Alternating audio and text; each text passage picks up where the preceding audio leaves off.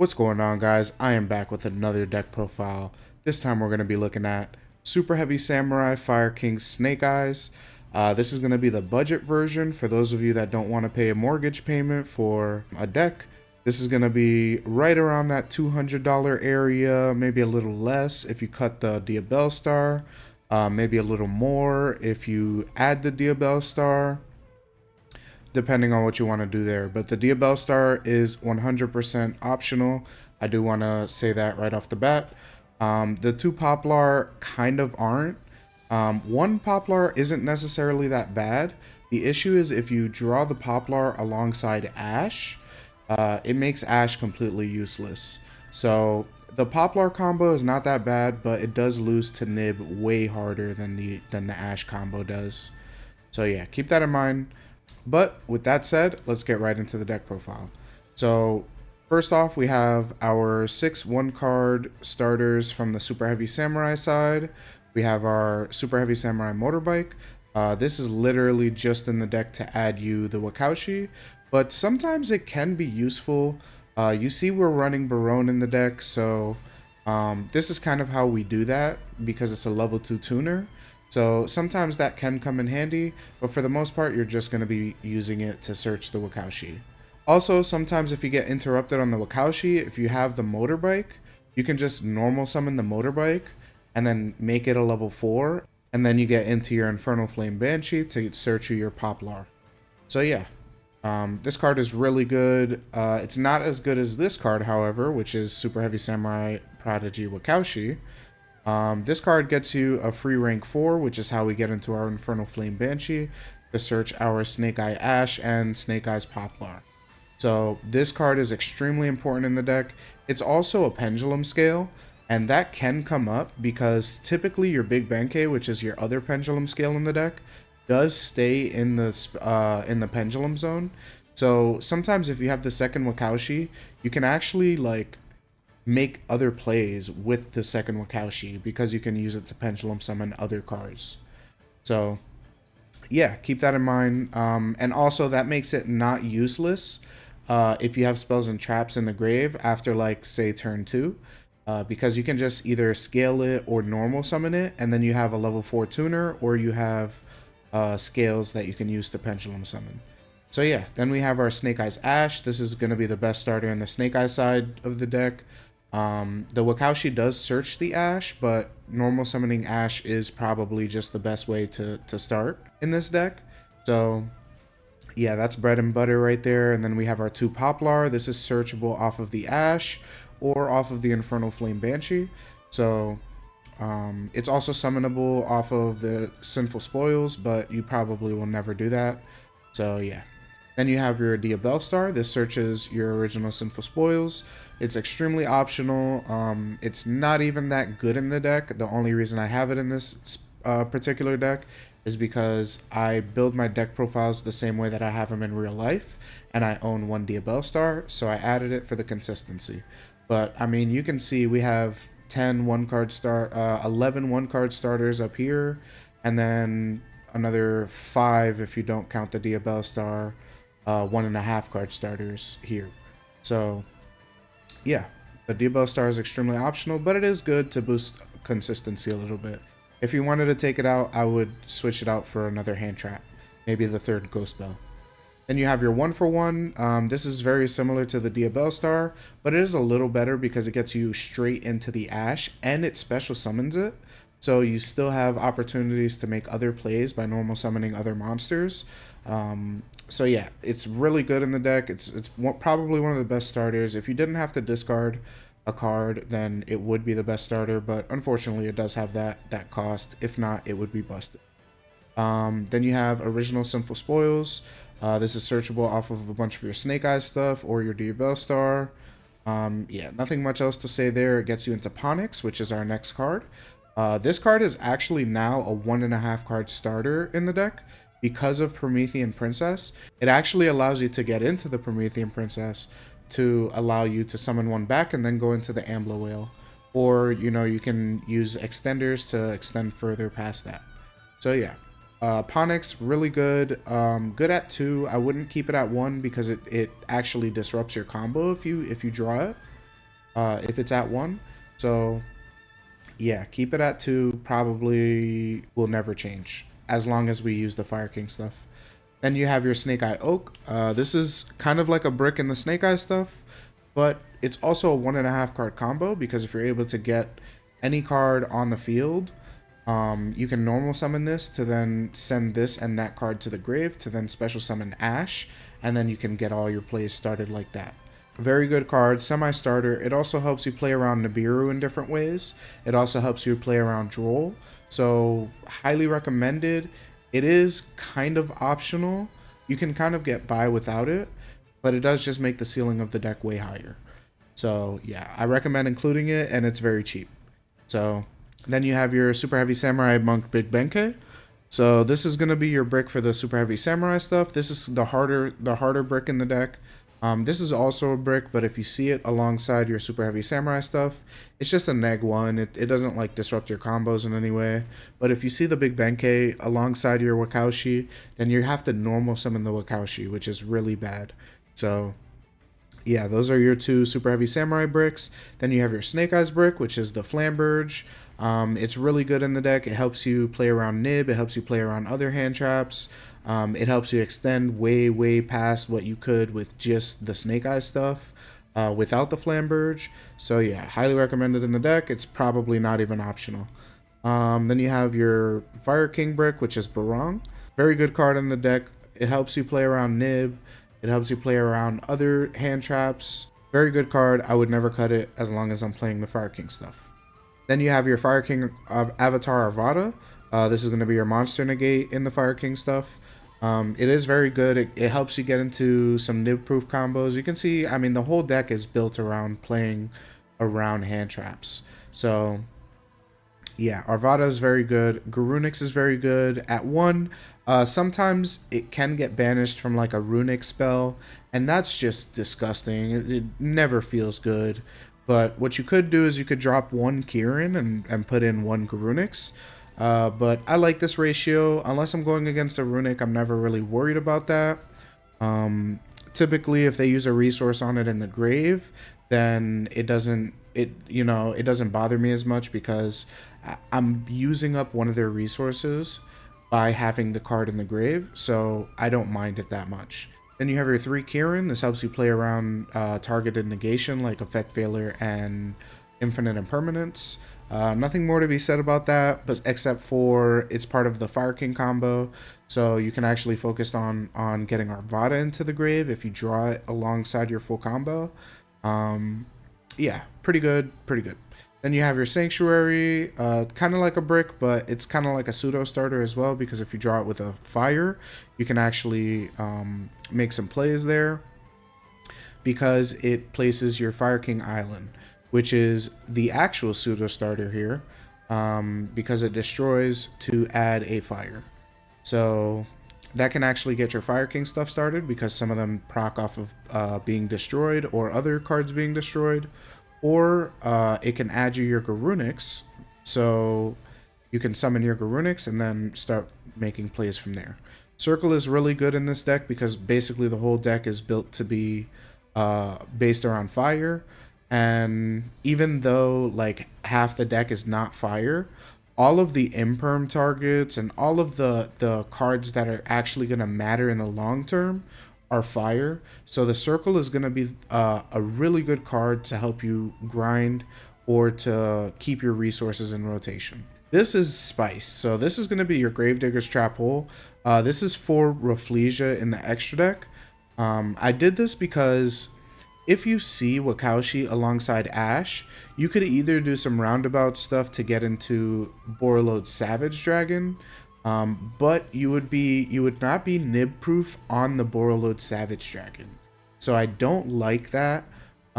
Instead, I would rather go Rafflesia, and then my Ash is protected from any hand trap basically, except for Infinite Impermanence. Also, it's not bad in the deck, because when you set it, it can be used for like a Promethean Princess or a Flamberge or a Nib, or anything like that. It's really good for those purposes. And if you do draw it, you can just ignore your Rafflesia and do some other roundabout plays to play around Nibiru. It also doesn't necessarily conflict with the Super Heavy Samurai stuff because it's a settable trap that you probably won't use until you've already used all of your Super Heavy Samurai stuff. So yeah, very good card. Testing with it, it has really overperformed, and everybody that sees it is like, oh, whoa, I did not expect that. So yeah. Now we get into our hand traps. The only hand trap I have at 3, because I don't like seeing once per turn cards at 2 in my hand, is Ash, and that's only because it's a fire and it can help us facilitate combos. So yeah, we have 2 Nibiru, extremely good card, good with any other hand trap. 3 Ash, very good in the meta. A lot of people have cut it because of the Ahita stuff. I think that that's wrong. I think it's still a tier 1 hand trap. It still stops decks in their tracks. Then you have Ghost Bell and Haunted Mansion. This card is really good in the meta too. It can be used on Wanted. It can be used on Promethean Princess. It can be used on a lot of different effects. And it comes in the clutch all the time. It can also protect your monsters from things like Called By, Soul Release, things like that. So yeah. Then you have Effect Veiler.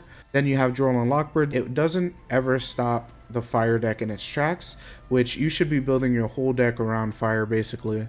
It doesn't really stop fire in its tracks. Even normal summon Poplar doesn't really get stopped by Droll. So it's not that good by itself, but alongside any other hand trap, it's basically a turn ender. So yeah. You have your Droll and Lockbird, and then we'll get into the extra deck. So first we have our Baronne de Fleur. Like I said earlier, this is made off of your motorbike. Typically, you're only going to make Baronne if you see these 2 cards together. Because there are some lines that you can use these 2 cards to get into Baronne, plus a bunch of other interruptions. So yeah, maybe I'll show that in another combo video, but for now, we'll go into Rafflesia, which is our anti-hand trap card in the extra deck.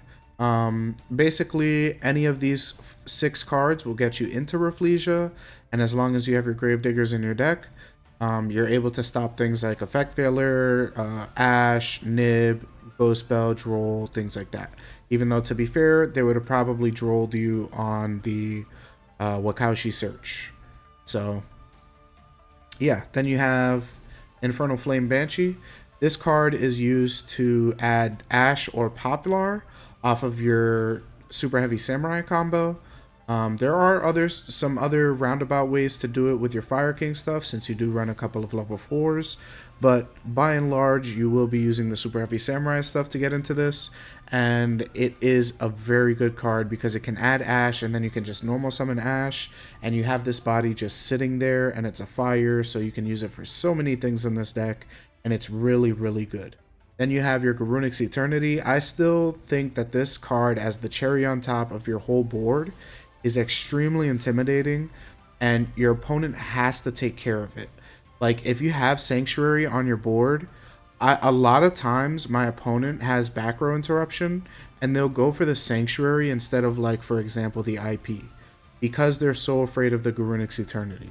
So yeah, I think when people cut it, it's just because they're cutting a lot of the Fire King stuff. I'm running a good amount of the Fire King stuff, so I think that this is kind of necessary for my version of the deck. Then you have Dark the Dark Charmer. This helps you play against the mirror. It also helps you play against Shifter, because Dark plus Wakaushi equals, if they have Shifter in the grave, equals the Baronne. So you go Dark plus Wakaushi into their Shifter, you special summon the Baronne, and then you can pop one of their cards and negate one of their cards. So it's really, really good for that, specifically for that. Then you have your Underworld Goddess. This is good for outing towers, because we do have a lot of issues outing towers, and if we have this card, we're able to spam bodies so well that this card is no problem to get out. The issue is getting the 4 bodies onto the board if your opponent thinks you might have the Underworld Goddess. Then you have your Link Kuriboh. This is necessary for combos. You have your Sunlight Wolf. This is also necessary for combos. It adds fire cards back from the grave. It can add ash from the grave, so very, very good. Then you have your Heat Soul. It can be used on both turns, so you can draw once per turn with the Heat Soul alongside your draw for turn on your turn, which is just insane advantage. And sometimes, like, summoning Heat Soul at the end of your combo, your opponent's like, okay, yeah, that's just GG. And they just scoop it up right there. So, yeah, you have your Princess, which is the best fire in the deck. It is the reason that it is partially the reason that the Snake Eyes stuff is as good as it is, and it can special summon fires from the grave. A lot of times, if you've ashed and your opponent went shifter, it's too late. We can get into Promethean Princess, bring that ash back, and then link into something like an Ambler Whale to then go into the Zelantis to do crazy things like that. So yeah. Speaking of Ambler Whale, we have an Ambler Whale here. This is a staple in this version of the deck because we have so many ways to destroy fire cards. This card is just insanely easy to proc. So yeah, highly recommend putting it in the deck. I don't recommend taking it out. Even if you do run the Raging Phoenix package, I recommend taking something else out instead. Something like the Dark, maybe. Running Underworld Goddess in the side, even though we already have a bunch of extra deck monsters in the side, but that's neither here nor there. Let's move on. We have Hita. Maybe Hita should have been with Dark, but whatever. Hita is insanely good in this meta. Ash is running around everywhere. People are taking out Ash, but it doesn't even matter because if you're going first and you summon a fire monster and it goes to the grave, I'm using that. So taking out Ash is not enough. Then you have IP Masarina. This is necessary for some combos. It's very good in conjunction with Flamberge because it helps you get into any Link 2 or Link 3. So yeah, very good. Then you have Pit Knight Early. This is my Link 2 of choice. You could do SP Little Knight. You could do Nightmare Phoenix. But my choice is Pit Knight Early. I might change it to Nightmare Phoenix. We'll see. But for now, Pit Knight Early is really nice because the recursion.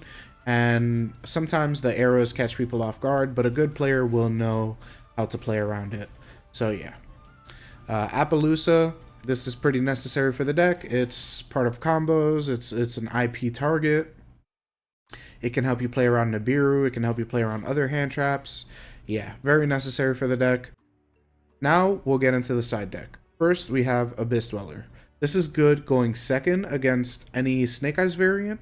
The reason for that is because if you're able to summon the Dweller before they go Princess, then it basically shuts off their whole interruption line. Because Kieran won't be able to proc in the grave. Garunix won't be able to proc in the grave. Princess won't be able to proc in the grave. Arvada won't proc in the grave. There's just so many things that proc in the grave for their opponent. This card can really help you break boards. So I highly recommend putting it in going second against Snake Eyes variants. So yeah, then you have your Dingirsu. This is kind of similar. This is good against decks that are good against destruction. So specifically the Fire King variant. Also certain towers monsters that can't be destroyed or targeted. This is good against. It's also good against things like Labyrinth, because a lot of their cards are good against destruction. So yeah, Dingirsu is kind of a mainstay in my side deck. Alongside these two, which are basically my board breaking package. These four are basically my board breaking package. A lot of times I would take these four out for basically these four. Sometimes I'll keep Baronin and I'll take out the Dark, or I'll take out the Underworld, depending on what deck I'm going against.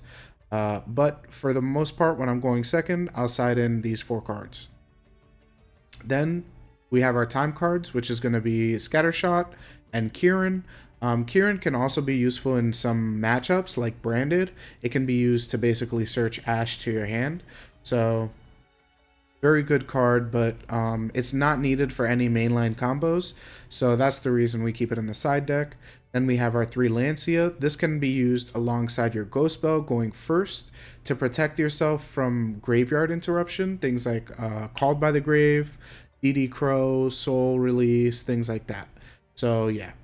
Then you have Dino Wrestler Pankratops. This is good against Floodgates. It's good against back row. It's good against certain decks that can't really play against it. Like, it's good against certain cards that we really struggle against, like Fenrir, for example.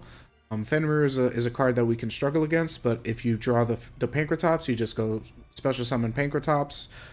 Okay, nothing on resolution. All right, Pankratops effect. Boom, distributing itself, and then the Fenrir is gone. So yeah, then you have your Cosmic Cyclone. This is a one of because we're playing the Super Heavy Samurai stuff. So we really do not want to use it in, like, for example, our draw phase or standby phase. We want to use it strategically after we've done all of our Super Heavy Samurai stuff. Because once you've done your Super Heavy Samurai stuff one time, you can't do it again. Everything is gone. You can't really recur it back. There's no way to get anything back.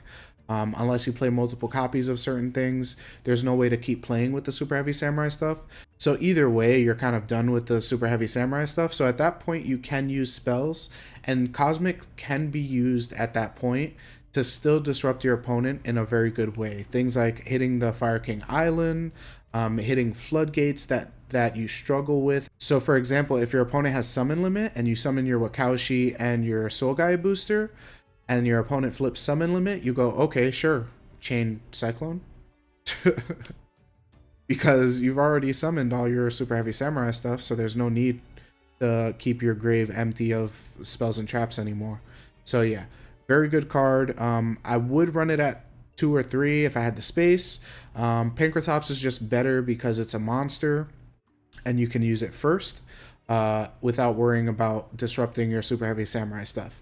So then you have your Ghost Reaper and Winter Cherries. I actually just thought about this card recently. I haven't really put any testing into it yet, but I do predict that it's going to be a very, very good card in this format, because if you activate it and call something like Princess or something like Hito when that's their only possible line to go past, like Ash going second, I feel that this card could be a blowout, and I'm going to test it and see how good it does. And maybe I'll add a note in the comments or in the description saying how I felt about this card. So yeah, that's going to be the deck profile. Let me know how you guys liked it. Like and subscribe. Leave a comment with any suggestions on things that I could add to the deck. I've thought about taking out the third Kieran, maybe even taking out the third Kieran and adding a Garunix. Maybe even taking out the Gravediggers and the Rafflesia for the Boarload Savage like I used to have. But I feel like the Rafflesia is just more unexpected and harder to play around. So yeah. So that's the deck profile.